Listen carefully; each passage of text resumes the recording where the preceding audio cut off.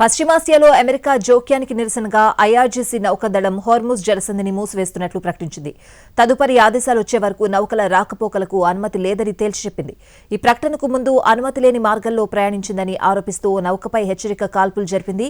అనంతరం దానిని నిలిపివేసినట్లు ఇరాన్ ప్రభుత్వ మీడియా తెలిపింది.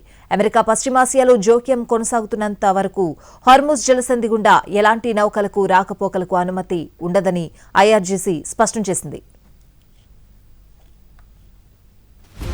హార్ముజ్ జలసంధి ప్రపంచ చమురు రవాణాకు అత్యంత కీలకమైన సముద్ర మార్గం. ఇక్కడ పరిస్థితులు మరింత ఉద్రిక్తంగా మారితే అంతర్జాతీయ చమురు ధరలు, గ్లోబల్ సరఫరాపై తీవ్ర ప్రభావం పడే అవకాశం ఉందని విశ్లేషకులు హెచ్చరిస్తున్నారు. ఈ పరిణామం ప్రాంతీయ భద్రతతో పాటు అంతర్జాతీయ వాణిజ్యంపై కూడా ఆందోళనలు పెంచుతోంది.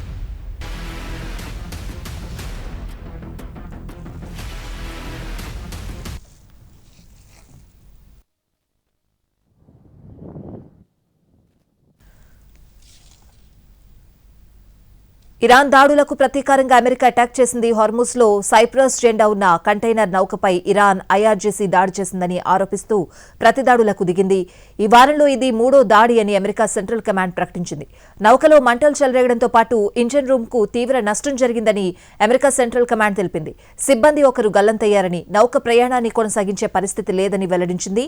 వాణిజ్య నౌకలపై ఇరాన్ వరుస దాడులు చేస్తోందని, అందుకే ప్రతీకార చర్యలు చేపట్టినట్లు పేర్కొంది. ఇరాన్ తప్పు నిర్ణయం తీసుకుందని, ఇప్పుడు దానికి మూల్యం చెల్లిస్తోందంటూ అమెరికా యుద్ధ మంత్రి పీటర్ హెగ్సెత్ కామెంట్ చేశారు.